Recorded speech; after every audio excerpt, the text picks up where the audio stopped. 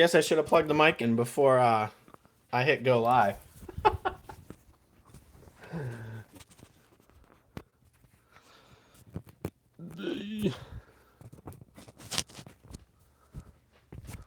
that works.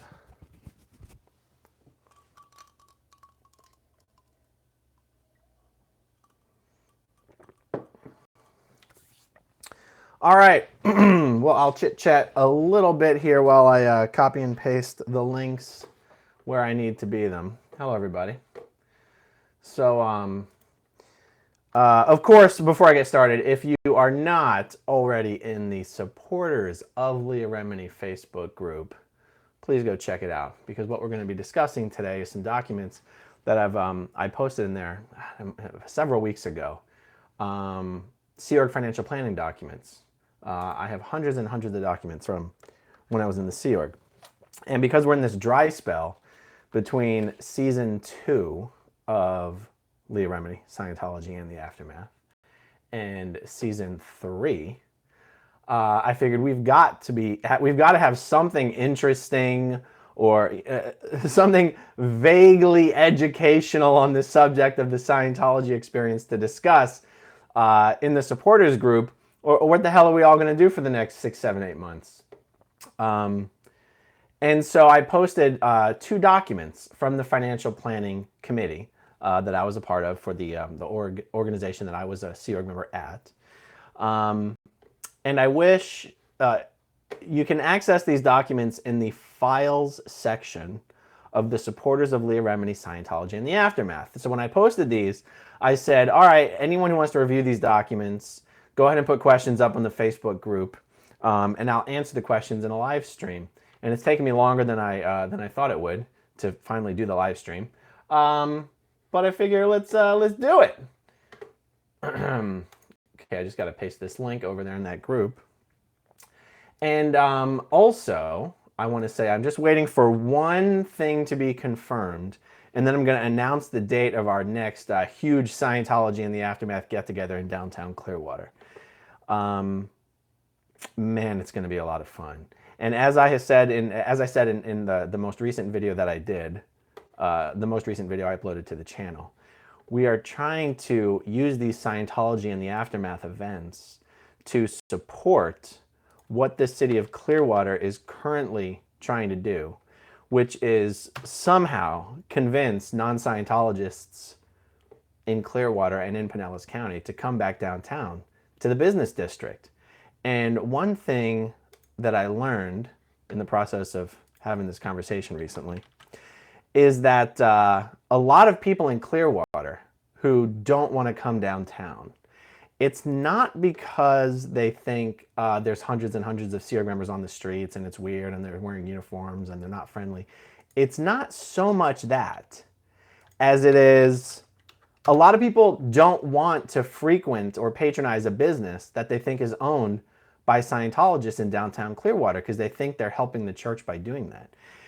And that gets into a slightly uncomfortable area. You know, I'm not someone who thinks anybody should be discriminated against based on their chosen beliefs.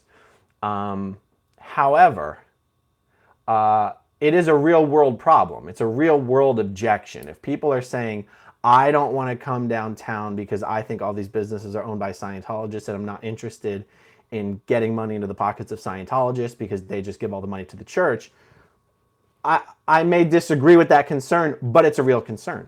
And so one of the things that I'm going to be repeating on these videos is I want everybody to know in Pinellas County, in the Clearwater area, there is no business, there is no restaurant or bar in downtown Clearwater that is owned by a Scientologist. I'm not entirely comfortable listing off the businesses in Clearwater that are owned by Scientologists. It just seems like I'm inviting people to boycott or discriminate against those businesses. And I really don't think that's necessary, and I really don't think people should do that. But the only types of businesses downtown that are owned by Scientologists is there's a realtor, like a realtor brokerage, a mortgage brokerage, a mortgage broker, a realtor. It's a realtor business. There's also there's a fashion shop, like a clothes shop, but nobody would accidentally walk in there and buy something. You're talking like dresses for thousands of dollars or many, many hundreds of dollars, up to thousands of dollars. There's an artist studio, like glassware artist studio thing that's owned by a Scientologist. But when you have on that Cleveland Avenue, right, that downtown, that main thoroughfare, there is not a single restaurant or bar owned by a Scientologist. You have my word on that. Okay, I've almost posted this everywhere I wanted to post it. And, okay, what else can I say before I get started here? Probably not much. Okay, so I'm going to basically just go down the questions. There actually aren't a ton of questions. This is a very specialized subject. I understand this is not for everyone. So let me explain what the Financial Planning Committee does in an organization. It works the same, pretty much the same in a Sea Org organization as it does in a regular non-Sea Org Scientology organization. And every week, so the money gets made during the week, right? The registrars make all the money. They're the ones closing the auditing packages and the books packages. And at a small organization, you're lucky to make $15,000 or $20,000 a week. But at the bigger Sea Org organizations, $200,000 to $250,000 a week is not a huge deal. Flag here in Clearwater makes $2 to $4 million a week. Now, so I was at one of the Sea Org orgs right on L. Ron Hubbard Way in Hollywood. So anyone familiar with the area, I'll explain this a little bit. If you're going down Sunset, east on Sunset, and you make a right onto L. Ron Hubbard Way, on your right, you have a giant parking lot and your first blue building. That's Los Angeles org. That's where people are supposed to get into Scientology. That's where they're supposed to do their lower level auditor training and their auditing up to clear. A little further down the road, well, connected. All these buildings are connected to each other. You have Los Angeles organization, and then that connects to what Scientologists called ASHO. ASHO is the American St. Hill organization.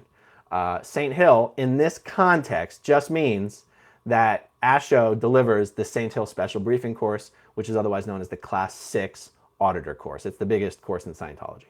And only a St. Hill org, not to be confused with St. Hill Size org, only a St. Hill org can deliver the St. Hill Special Briefing Course. All right, so those are the two big blue orgs on the right. And then if you're going down L. Ron Hubbard Way, the last structure on your right is actually just a birthing building. It's called Main Building. That's where the Sea Org members sleep. That's where the cafeteria is.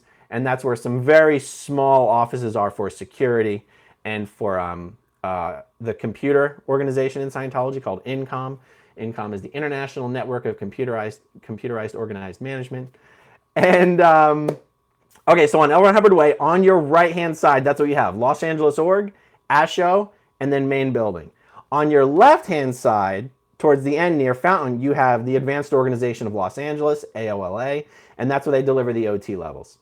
So I was at ASHO, and ASHO has the same organizing board as every other Scientology org has, and the Financial Planning Committee is done by the Executive Council and the Advisory Council. And I'm not, when I start getting into this, I want to get into it a whole lot, and I'm not sure that's even helpful to get like really, really deep into the weeds on this. But let's say you have at the very, very top of the org board, you have the commanding officer or the executive director. In the Sea Org, it's called a commanding officer. In a regular org, it's called the executive director. And then he has 3 people directly under him or her. So, so you have one guy at the top, or girl, one guy at the top, 3 people under the CO. And that's, there's no point giving post titles because then I have to define them. So the ED or the CO and the 3 executives underneath him or her are called the Executive Council. And then underneath the Executive Council, you have all the division heads. There's 9 divisions. There's 9 divisions. There's 1 through 7, but there's 6A, 6B, and 6C. So you have 9 divisions on a Scientology org board.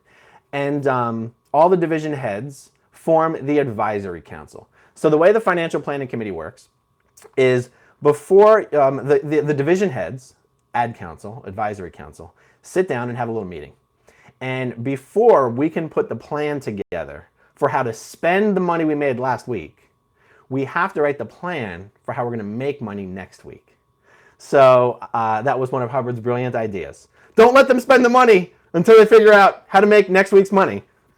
It doesn't necessarily work, but that's the idea. ASHO, I'm answering Melissa. ASHO also delivers auditing, all of the auditing up to and to the not including the OT levels. Okay, where was I?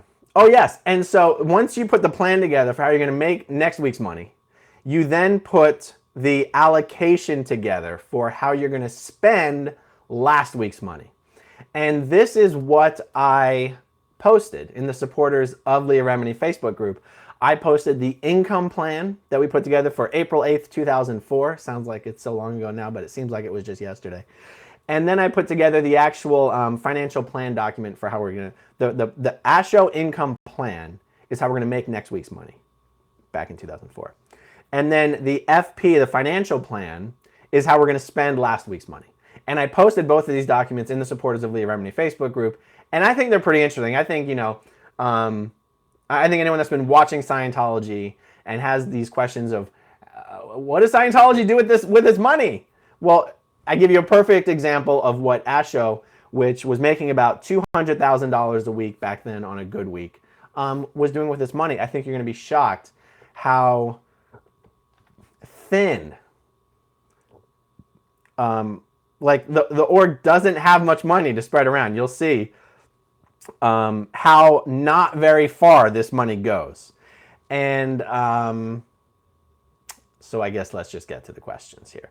And then once I'm done with the actual Facebook questions, I'll review the questions that are coming in on this stream here. Actually, let me pop that chat out.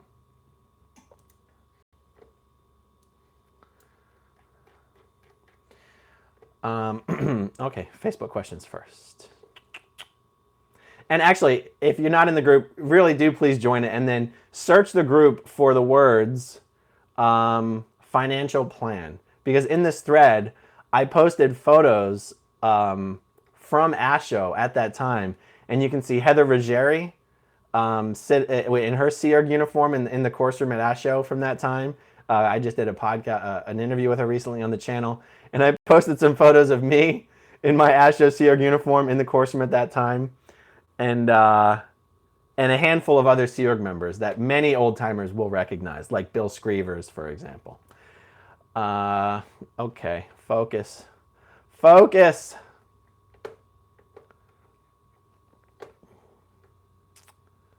All right, let's see. All right, someone mentions, God, these Sea Org members seem a bit young, don't they? In response to some of the photos that I've been putting up. Most of the Sea Org members these days are either guys that have been around like since the beginning, or they're somewhere between 18 and 30. Oftentimes, they are, almost always, they are second or third generation Scientologists. And although I'm sure there's exceptions to this, Scientologists tend to be very proud when their kids join the Sea Org. I'm sure if I had 3 or 4 Scientology children and I didn't know how I was going to pay for them all to go all the way up the bridge, I too would probably be somewhat proud if they joined the Sea Org. I don't know, you'd actually be surprised how many Scientologists do not want their kids to join the Sea Org. It's one of these things where, a Scientologist kind of knows you're not allowed to like really loudly object to your kid joining the Sea Org, because it's kind of makes it look like you're against Scientology accomplishing its aims. Like, why is everyone else okay to join the Sea Org, but you and your kid are too valuable to spare for the Sea Org? But what kind of parent really wants to just send their kid off to like practically never see them again? I mean, there are a lot of Scientologists who actually are not down with that, but they kind of bite their tongue. Okay, can you post a PDF version? I did post a PDF version.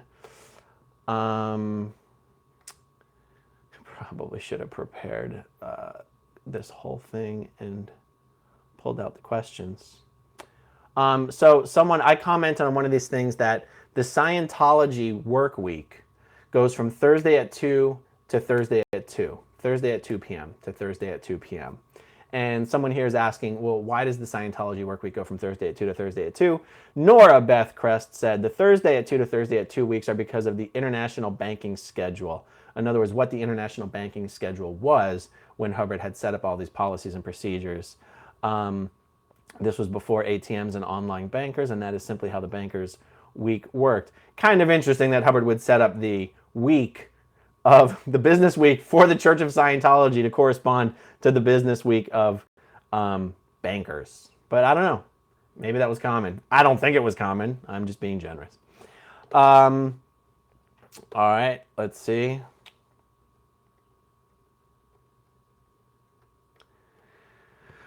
Oh, boy. Okay, so these people that are taking all these courses and paying for all these courses, are they studying a particular course? Are they studying different courses? Everyone in these photographs looks so young. Is taking photographs always allowed? In a Scientology course room, it's all self-study. There's not an instructor that's teaching a course. There's nobody lecturing. It is, you might have, let's say you had 100 people in a course room. Yeah, a bunch of those guys would be on the same course, but they're not doing it together. They're studying at their own pace. They're all at different points in the course. The course supervisor is just there to make sure people are actually doing what they're supposed to be doing. And this is one thing, honestly, where Hubbard sort of said some shit that in my mind did not make sense. He says that a course supervisor is not supposed to be trained in the subject of the courses he is supervising, because then the course supervisor is prone to interject his own fixed ideas and opinions about the material into the course program. And people will start to look to the course supervisor as the source of getting questions answered instead of looking to the materials that they're studying to get their questions answered. God, I gotta tell you, this never made any fucking sense to me. There are so many times that you have to understand what the student is studying in order to know if his question makes any sense. You have to be able to know if he's asking you a question about something that makes perfect sense, then yeah, you probably know there's something in there he definitely does not understand and you need to figure it out. But oftentimes he's asking a question that makes perfect sense, and you need to know enough to know that the question makes sense. Anyway, whatever. So students in a Scientology course room are not all studying the same courses. They're doing a self-study program. Oh, and how did I end up with these photographs? In the Sea Org, the management sends down programs that are supposed to be executed to make all organizations better, or to carry out some current program that David Miscavige is pushing. And these programs will come down with steps to execute. And these are called targets, operating targets, primary targets, conditional targets, vital targets. There's a whole fucking series of policy letters on programs and targets. And in order to prove to management that you're following these programs, you have to send up compliance reports. And compliance reports are things like photographs, copies of statistics that are going up, because of course, if you're executing the program, your statistics will be going up. So even if you do all the steps in the program, but the statistics are going down, you can't submit saying that you've completed this program, because they'll be like, disapproved. You obviously did not complete the program because your statistics are down. And if you had completed the program, your statistics would be up. So get your shit together. All right. So the photographs that I posted were taken for compliance reports that the course rooms were being run correctly, and they were being sent to RTC. The compliance reports were being sent to RTC. All right, what's next? So many of the questions simply aren't related to the subject. Okay, so this question comes from somebody that read the income plan. And I'm so tempted to read this thing, guys, but it's long, and I don't want to read this whole thing. But maybe I'll just read some examples of some of the things in this income plan. Okay, so the condition for the organization that week was a danger condition. Danger is when the stats are on a graph are going down. I think down like this. Flat or slightly down is emergency. Down, down is danger. Steeply down is called non-existence. So for this particular week, the income compared to the previous week was down, down. Okay, so this income plan starts by assigning a condition to every one of the divisions. So Division 7 was in danger, Division 1 was in emergency, Division 2 was in normal, Division 3 was in affluence, Division 4 was in danger, Division 5 was in normal, Division 6A was in normal, Division 6B was in emergency, Division 6C was in affluence. And the quota that we gave for the income for the next week was $250,000. We broke this down by Department 6 Department 6 is where like the full-blown registrar is. That's where the guy who's selling all of the auditing and the training, he's posted in Department 6. We said that guy's going to make $150,000. Department 7 is supposed to make $25,000. Department 7 is in Division 3 of the Treasury Division. Department 7 is the Department of Income. How does the Department of Income actually make money? They call up former Sea Org members and get them to pay money towards their freeloader debts. That is how Department 7 makes money in a Sea Org. So our organization for this week was supposed to collect $25,000 from people who had left the Sea Org recently or a long time ago, but had not yet paid off their freeloader debts, and get them to give the church money for these courses they took while they were in the Sea Org. I guess another way Department 7 can make money is sometimes, rarely, this just does not happen very much anymore. A public will be sent to review to get review auditing, to get correction of something that was wrong. And instead of paying for it in advance, it'll be billed on an open invoice, which means you pay us when you're done. And then Department 7 has to run around and collect that money. So that's kind of shitty. Okay, I'm just going to jump over and approve some people that are joining the supporters group. Looks like someone else is doing it. That's good. Okay, good. Back to the questions. Back to the financial plan. Okay. And then Division 6B. We said Division 6B was going to make $75,000. Division 6, generally speaking, is called the public divisions. They're the ones responsible for bringing new people into Scientology. Now, in a Sea Org organization, it's different, though, because in a Sea Org organization, you're not trying to get new people into Scientology. You're trying to get people who already got into Scientology at the lower orgs to come up to your organization to get higher level auditing and training. So what an org, like, well, let's talk about ASHO, because I was at ASHO. We would have 1 to 3 tours out nonstop, traveling all over the United States. Only the United States, because there's other St. Hill organizations in other continents who we don't want to poach their public. So ASHO is the only St. Hill organization in the United States other than Flag in Clearwater, Florida.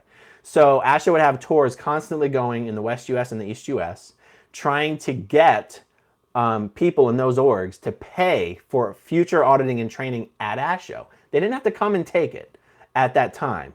They just have to pay for it.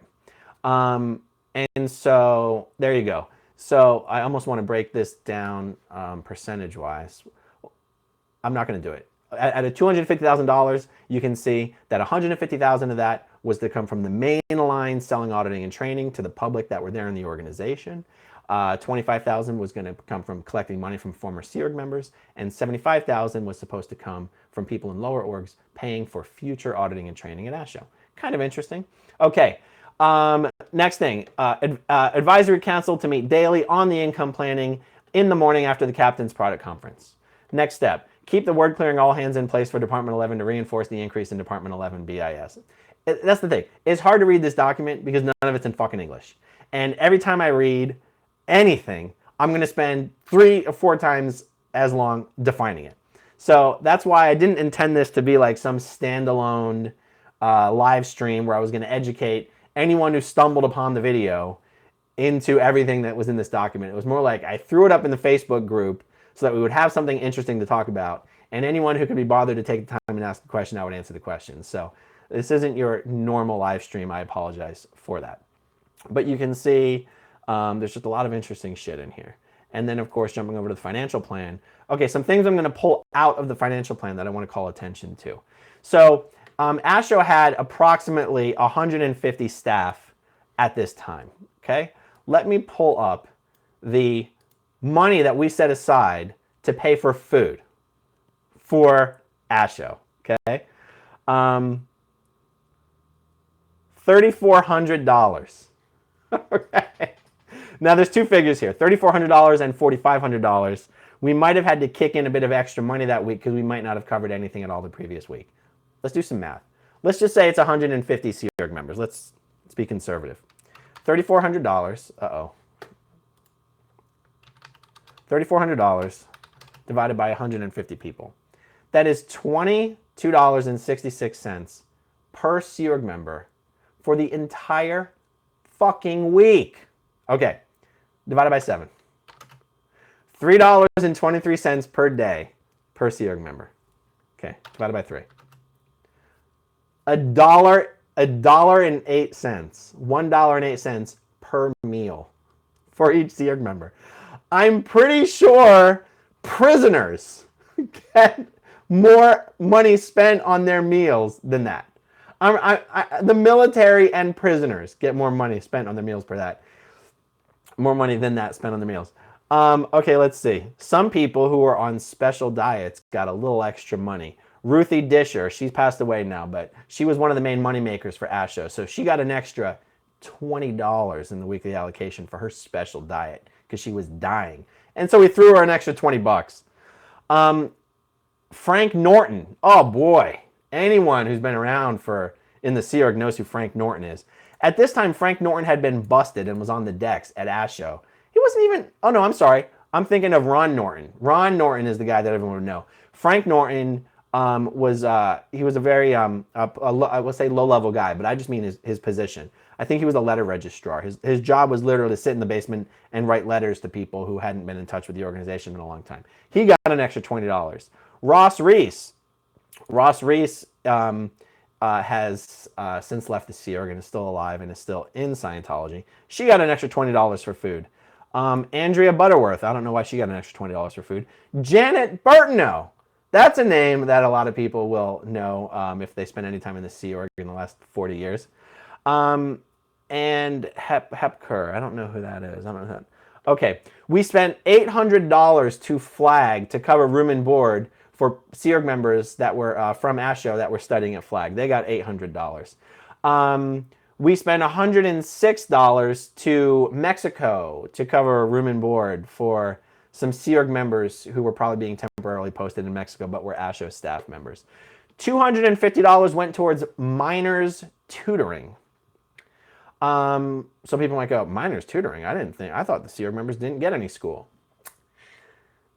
The Sea Org members are not encouraged to do school.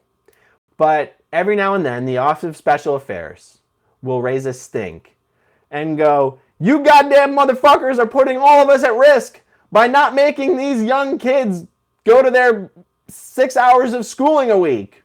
The kids don't want to go to school. The seniors don't want them to go to school. The ethics officers aren't making them go to school. No one gives a shit about school until someone at OSA goes, uh-oh, we could get in a lot of trouble over this. And they run around screaming about how come people aren't going to school. So even when the Sea Org kids did go to school, it was for like 5 or 6 hours on a Sunday afternoon with just a private tutor. And of course, it was just their fuck off time. I mean, you have Sea Org members who, during the other 6.5 days of the week, are being told that they're literally saving the world and the most ethical and valuable beings on planet Earth. And then for 5 hours or 6 hours a week, they're having to sit in a class and be tutored like little children. You can imagine how excited these kids were to get tutored.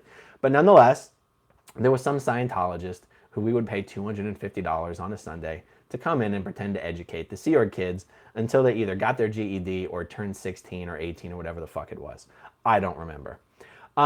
Payroll, $6,616.85. All right, so what does that come out to? 6616.85. We're just going to round down to 6,500 divided by 150. Wow, that's $43.33. That was almost full pay for the week. A lot of people ask, how does the Sea Org get away with only paying Sea Org members pennies, 50 cents per hour or whatever? It is because Sea Org members are legally considered religious volunteers, and this pay that they get isn't even considered legally pay. It's considered an allowance, but that doesn't mean it's not taxed. It is absolutely taxed. FICA, Medicare, Social Security, and so some, not 16,000, 6,000, $6,616. Yeah, $43 per person for the week, and that's full pay. Like, that's full pay. Usually, we would cut the pay by at least half. Okay, what else? Interesting items I want to pull out of this financial planning document. Building maintenance. We threw $300 for the week towards maintaining the building. Oh, but here's a big item, $2,200 for recruitment tours and local expenditures.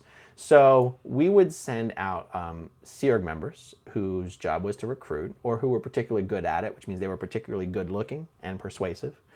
And they would go from org to org trying to recruit young Scientologists to join the Sea Org or trying to find staff members who wanted to join the Sea Org. And then all the recruit tour would have to do was find some schmuck who would agree to join staff to replace the staff member so the staff member could join the Sea Org. And yeah, so we spent 2,200. Oftentimes we would send these recruit tours to Mexico because the Mexicans, this sounds too general. The Scientologists in Mexico would be really amped about wanting to join the Sea Org and come to the United States and live in Hollywood and all this kind of shit. So it was pretty easy to recruit people from Mexico and even Venezuela back then. All hell wasn't breaking loose in Venezuela back then. Meaning these days, I don't even know if Scientology would send Sea Org members to Venezuela. You don't know what's going to happen. So recruit tours, that's what that item is. Let's see what else we have. Technical division. Okay, so this is what when I said earlier, you'd be surprised how far this money does not go.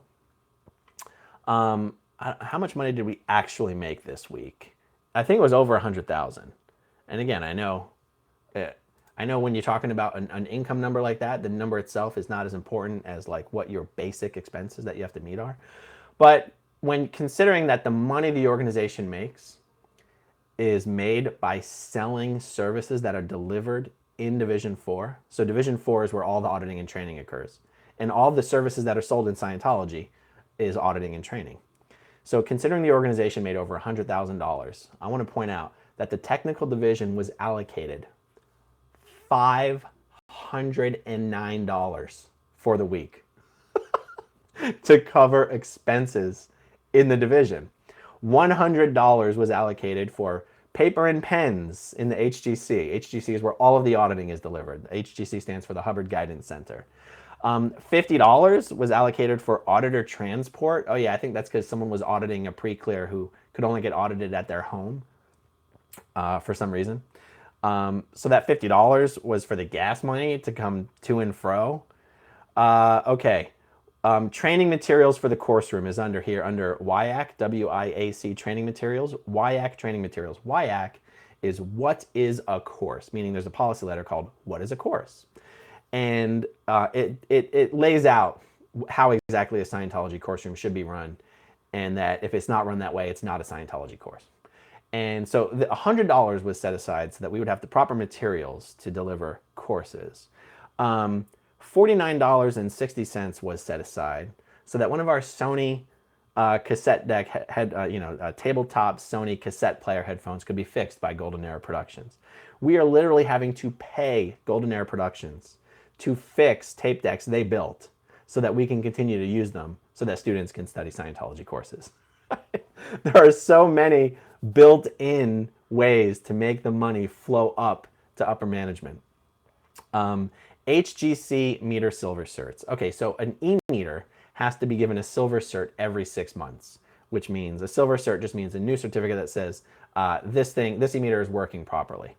You have to pay Golden Era Productions $210. Now this has changed recently with the new e-meter. $210 every 6 months just for them to review this e-meter and go, yep, still good. It's an e-meter they built. All right. $600 was set aside that week for medical expenses for 150 people, right? Okay, so that's fine. That's the only things I'm going to call out, and then I'm going to try to address some of the specific questions. It's so hard to find actual relevant questions on this thread. Okay, what are the division names listed at the top, and what do their conditions mean? If a division's condition is emergency, does that mean that it is an emergent status and must be addressed as such? What would that entail? Also, when it comes to the sales section, why aren't the figures broken down, like how much each person has to sell per day and stuff like that? Why are the minimum quotas only listed for these areas, assuming those 3 areas are the only income producing areas for the org? how much of that income goes up lines? Or is this a list of what stays in the org after a portion goes up lines? What does the statement about Ruthie's income actually mean? There are a million questions I have about this document. Those are all yours, Melissa Key. I'm going to answer some of these. What are all the divisions at the top of this document? Okay, I'll answer this. Division 7 is the executive division. They do not make any income. Division 1, you could basically call it HR. They handle hiring, recruitment, ethics, routing, dispatches. So that's Division 1. Division 2 is the dissemination division, but it really means registration division. So they handle all the making all the promotion and marketing items for the org. They just actual registering money, and then paying bills. But paying bills is also shared by. Paying bills is over in Division 3. Division 2 also has the bookstore. So in Division 2, you've got promotion and marketing, and then the bookstore and the Department of Registration. So it's all about making money. Selling auditing, selling training, selling books, and producing promotion and marketing materials. That's Division 2. Division 3 is basically just accounting and paying bills. Division 4. Division 4 is where all the auditing and the training is delivered. All the course rooms, all the auditing rooms, all the auditors, all the course supervisors, they're all Division 4. Division 5 is essentially quality control. So it's called the Qualifications Division, or Qual. And Division 6, 6A, 6B, 6C are all getting new people into the organization. 6A is public contact, 6B is public servicing, and 6C is field control. Public contact is basically finding, collecting identities, contacting people, bringing them in. 6B is public servicing. So in a normal organization, that would actually be delivering introductory courses. And then Division 6C is responsible for getting people who are already Scientologists and getting them activated to bring new people into Scientology. Okay, so that answers that question. If a division's condition is emergency, does that mean that it is emergent? No, emergency just means they did the same as or slightly worse than last week. And so for their weekly plan that they have to sit down and write, if you're in a condition of emergency, you have to sit down and you have to write up the emergency formula. And you can actually just Google Scientology ethics conditions emergency formula, and you will see what that looks like. What would that entail? I'm not going to discuss conditions right now as far as their actual formulas. When it comes to the sales section, why aren't the figures broken down? Well, I did break them down by the income producing areas of the org, but as far as what each person has to sell per day and stuff like that, this income plan is too high level to get down into that kind of granular data. Why are the minimum quotas only listed for these areas? Because these are the only income producing areas of the org. Assuming those three areas, how much of that income goes up line? You know, I wish I could remember the exact percentage. I want to say 15%. In some ways, 15% sounds way too low because there's so many different ways that money flows up lines that it's not the 15% I'm talking about. It's either 10 or 12 or 15%. I really wish I could remember. Actually, Heather Ruggieri's mom was high up in the finance area of the church, and she would know this answer. Let me, what is her name? People in the supporters of Leah Remini page should post this question and tag Heather's mom. Hold on, I'm gonna pull it up.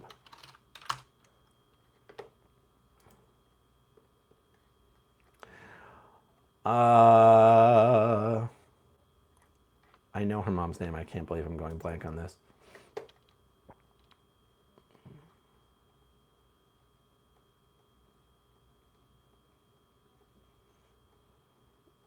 I can't believe I'm not gonna. Okay, tag Heather Ruggieri. Tag Heather Ruggieri.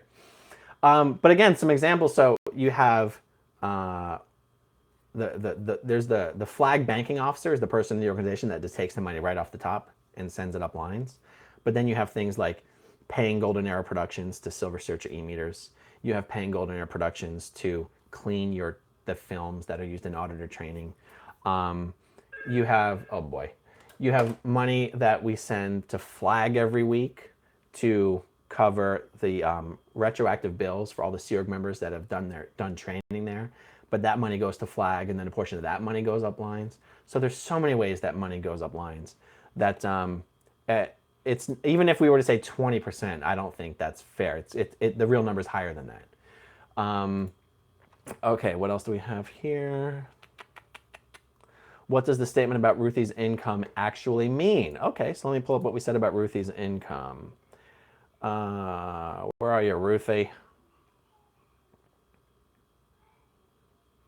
Okay, so I think, is this it? Continue, step 3, continue the execution of the Department 6 income invest to reinforce the income affluence. Oh boy, this is a loaded sentence. So continue, Department 6 is the Department of Registration. That's where all the major regs are posted. So continue the execution of the Department 6 income invest. And invest is short for investigation. So any investigation that gets done is followed by a program to either reinforce the successful actions that were found or to get rid of the destructive actions that were isolated. And so to reinforce the income affluence. So that means that over the prior weeks, the income was in a huge affluence. Affluence is Scientology's word for when a graph on a statistic goes steeply up. So when you have a big affluence like that, you're supposed to investigate. And so then someone put together a program on how to reinforce the income affluence. And then we were executing the program. See, it's very military-like. I'm not sure people totally get how much day-to-day life in the Sea Org is like the military and not like a religious order. No Sea Org member I knew seemed to think that on a day-to-day basis we were doing something that was spiritually important. I mean, it's one of these things where you just do your job. It's like you do your job. You don't have a lot of time to think about it. You don't have a lot of time to think about its impact on the world, or whether this is religious or altruistic. It's just do your fucking job. Okay, 3A, Vinnie Ruffalo through OWs and why finding. OWs is Scientology language for overts and withholds. This is what you have to do when you're in trouble. It's basically forced confession in writing, in excruciating detail, and it gets kept in a file. So when someone's not making money, they're obviously out ethics. That's how Scientology would describe it. And they have to write down their OWs. Yes, Vinny was in trouble. He was breaking the affluence. Vinny was fucking up the affluence by not getting done, by not continuing to make money. Okay, find the changes on Ruthie's income to revert the range of her stat. Yeah, again, you can just tell from reading this that all these guys stopped making money this week. So find the changes on Ruthie's income. That just means look over, when these guys make money, they keep a log of who actually gave how much money, for what and when. So they'll actually go over the whole log, and they also keep track of their contacts, like their reaches. Like salespeople keep track of dials and emails. They have these quotas for their sub statistics, their sub products that are supposed to. If you get enough of these sub products, you can't help but make money. Scientology registrars work the same way. So this just means try to figure out what the fuck Ruthie changed, why she didn't make any money this week after she had made a bunch of money previously. To revert the range of her stat. Yeah, so if we looked at Ruthie's stat, it looked like, it would have looked like prior she was making, she had good weeks and she had bad weeks, but it was within this range, and now the whole range of her graph has changed. So we have to investigate and find the reason. Okay. 3C, ASR and DSEMSEC to reinforce their successful actions on income. This is just fancy words for they made a lot of money this week, or last week, or 2 weeks ago, and we don't really know why. So we're just going to say here they're going to reinforce their successful actions. Well, what successful actions? We don't care. We don't want to know. We're just going to say they're going to reinforce it, so it's going to be better. The ASR is the Advanced Scheduling Registrar, and the DSEMSEC is the head of Division 2. So in Scientology, a secretary is the title for a person who's the head of a division. The executive secretary is the title for someone who's over usually two or three divisions. And then above the executive secretaries, you have the commanding officer or the executive director. Okay, so that was a long answer to the question, what do those statements about Ruthie mean? Okay, let's see.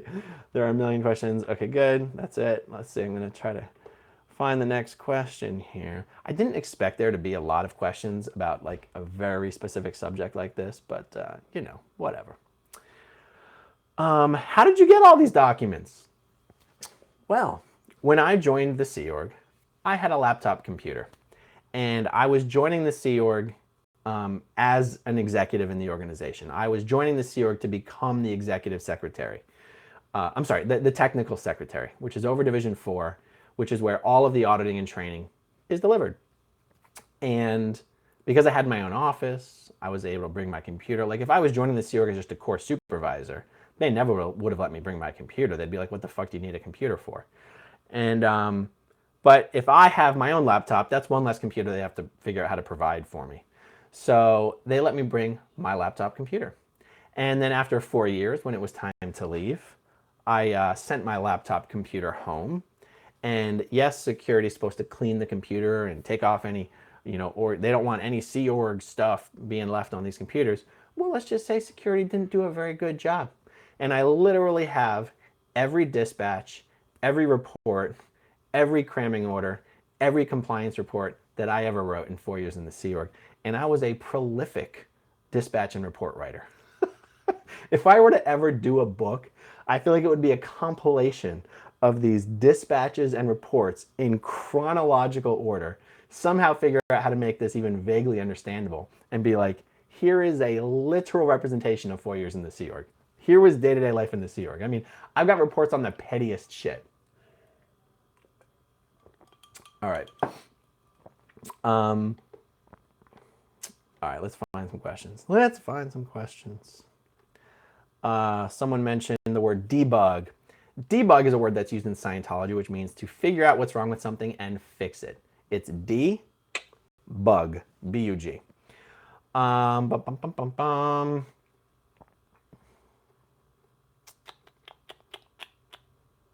Okay, did you ever feel that doing these weekly income plans were a waste of time and effort?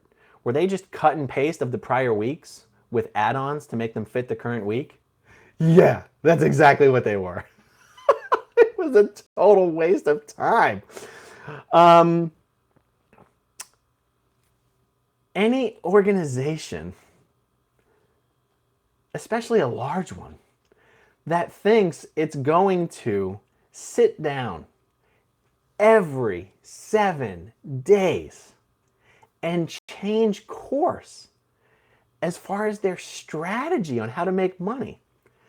It doesn't make any fucking sense. It's such a waste of time. And yes, we would keep templates for the income plans from prior weeks where the income was in the same condition. So if the income was in danger this week, we'd go, okay, pull up the last time we wrote up an income plan for danger. And if there's anything that we wrote on there that hadn't been completed yet, keep it on, throw it into the current week. And one thing I should clarify is these income plans, we would sit down. It would be done after dinner on a Thursday. So it would be like 7 o'clock, 7:30, 8 o'clock maybe. And we would already have finished our own personal weekly planning for our divisions. So all we did was take the items that we had already said we were going to do in our division that week, and we would transfer them over to the income plan with some exceptions. If they were really like granular targets that didn't seem to be appropriate to throw into an org-wide income plan, we wouldn't put them in. But we'd basically take the best targets that we'd included the last time the income was in danger, and then we'd take the best targets from the weekly plan we had already put together for our own division, and it'd be like, we'd literally put this thing together from the viewpoint of, if the captain was reading this, does it look like we did a good job? Does this look good, everybody? Does it look like I have enough targets? Hey, you need some more targets. Your shit's really light here. Throw some extra shit in there. This is not going to get approved. Because this whole package, the ad council has to put this thing together and submit it to the exec council. Now, the exec council doesn't have to lift a fucking finger. They just have to go, approve this, approved. And you'd think that if there was something in there that they didn't like, they would just change it, considering that the members of the exec council literally manage the ad council. But no, they'd be like, disapproved. You didn't do this and you didn't do this. And we'd be like, well, you could have just put it in there, you know? Like, you could have just done it.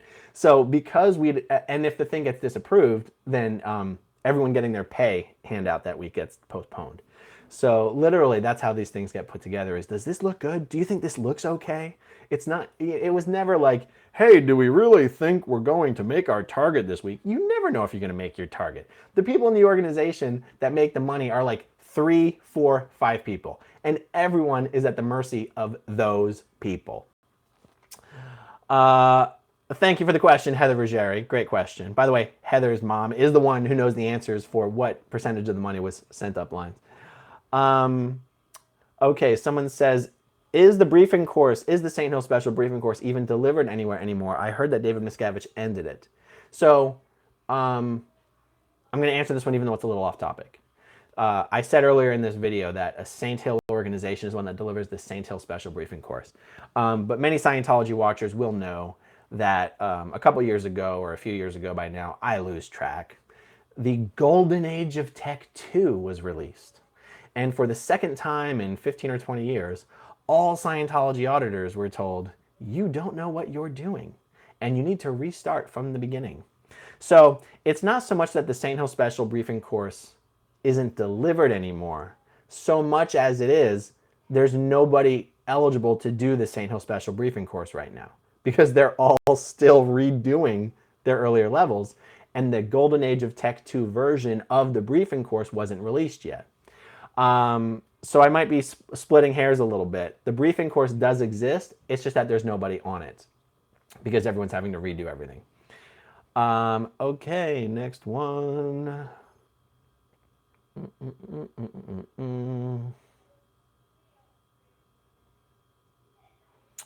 Do you think we could have the ex-Sea Org members or ex-Scientologists take turns once a month or once a week doing a live stream in the Facebook group, and the members can post questions? It could be announced maybe a week ahead of time.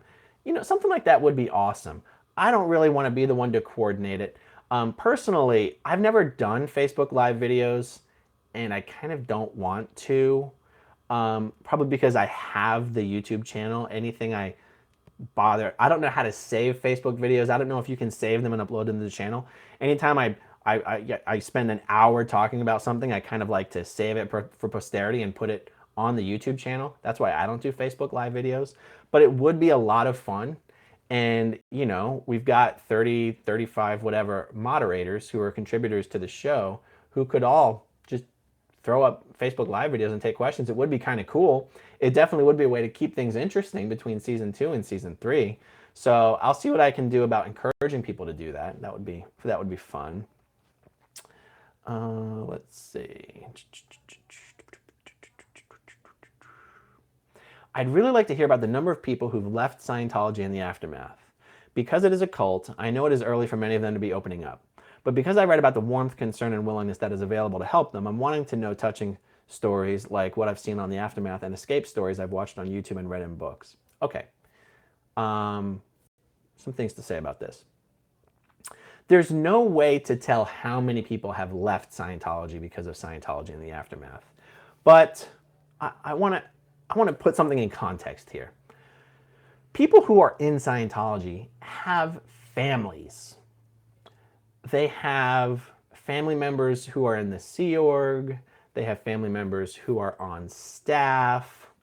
And most people don't have to escape Scientology, right? Like, again, I know people don't like it when Scientology is compared to other religions in some ways, but just for a moment, let's make the analogy with Christianity. You wouldn't say I escaped Christianity, because Christianity, it's a belief, and Scientology is a belief, and then there's certain things you do based on your beliefs, and in Scientology, that's probably how public Scientologists would describe their involvement. There's things I do because of what I believe. So again, there's so many levels of involvement in Scientology that you do hear of people escaping. But that's usually people from the international base, where they're like in the middle of the desert. There's people who are like on the RPF, who pretty much do have to escape if they want to leave, and they want to leave now.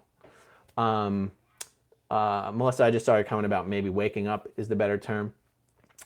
There are a lot of people that are still in the world of Scientology we like to call them under the radar, but are no longer plugged into the matrix.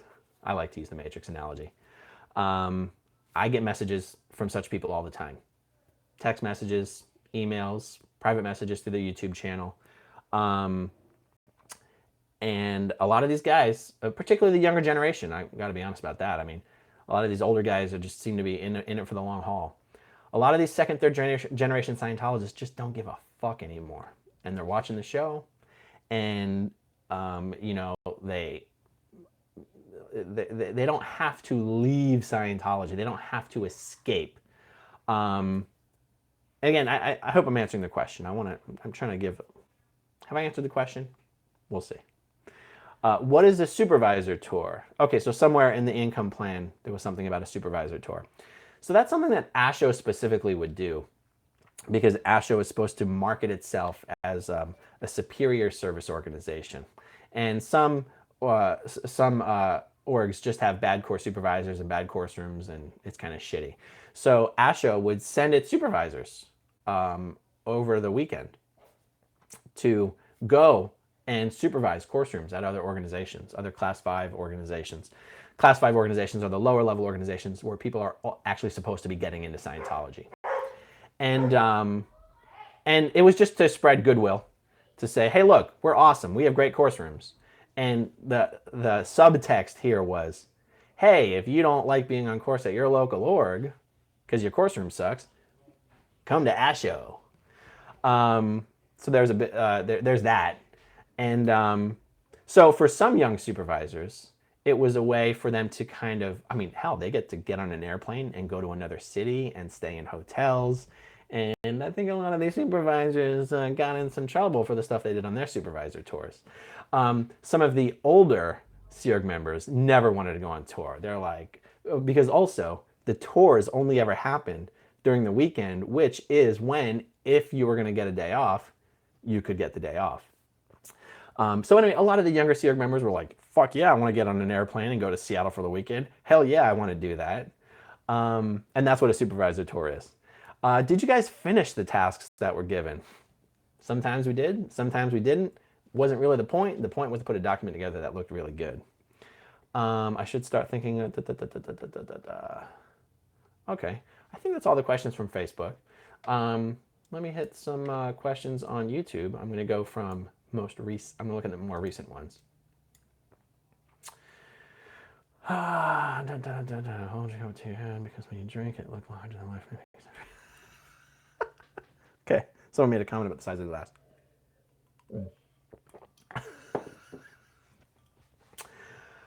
Oi. Will season 3 of Scientology and the Aftermath be discussing the Jehovah's Witnesses and the Church of Latter-day Saints and that stuff? No, it will not be. Despite reports to the contrary. I mean, just think about it. Why the fuck would A&E take a television show that has carved out this niche of discussing Scientology and take all the momentum and the interest that has been generated in that, and never mind the Emmy Award, and be like, yeah, now we're going to talk about stuff we know nothing about? Like, what makes the show compelling is that it's being told by people who really know what the fuck they're talking about. Why would Leah or Mike or any show contributors be like, yeah, let's stop talking about the thing we know everything about, and let's start talking about shit we know nothing about? It's just, it does make sense for there to be another show that does that.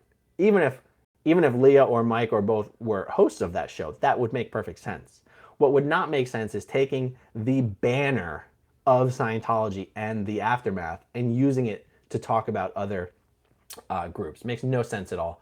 And I have it on good authority that that is not going to be happening. In fact, Leah sent out a tweet last week saying that's bullshit and it's not going to happen.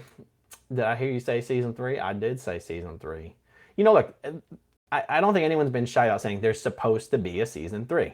And the networks and the production company and the agents have a lot of work to do to get all the papers signed and the agreements made to get everything in writing so that an announcement can be made. And of course, the world being what it is, until the paperwork is all done, yeah, maybe there's not going to be a season 3. But it's obvious to anyone paying attention that there's supposed to be a season 3. And when the details are all ironed out and in writing and signed and legal, there will be an announcement. All right, let's see. It looks like some people aren't getting the Facebook links. I'm not sure. Just go to supporters of Leah Remini, Scientology, and the Aftermath. Yeah, other than that, don't know what to say. Oh, no. Okay.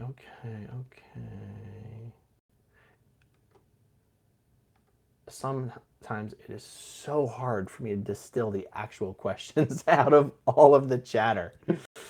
All right, let's see. How bad does an injury have to be where they will actually take a Sea Org member to the hospital? And would the hospital charges be taken from their low weekly salary until their bill is paid off? Good question. So I know that a lot has been said about Sea Org members not getting great medical care, and that's obviously true. But one thing the church is very sensitive to is any bad PR, bad press, bad legal involvement. They call them flaps or shore flaps. Problems with the world. So, I hope that doesn't affect the stream. What was I saying? Oh, here's my point. If someone has a fall and it looks like they have a break or a fracture, they're going to the hospital. If someone falls down and gets concussed, they may or may not go to the hospital. It depends on if it seems like there's actually a problem. If someone has a seizure, they may or may not go to the hospital. If someone is sick, they sure as fuck ain't going to the hospital. So it's really like, does it look bad enough that we don't know what to do about it?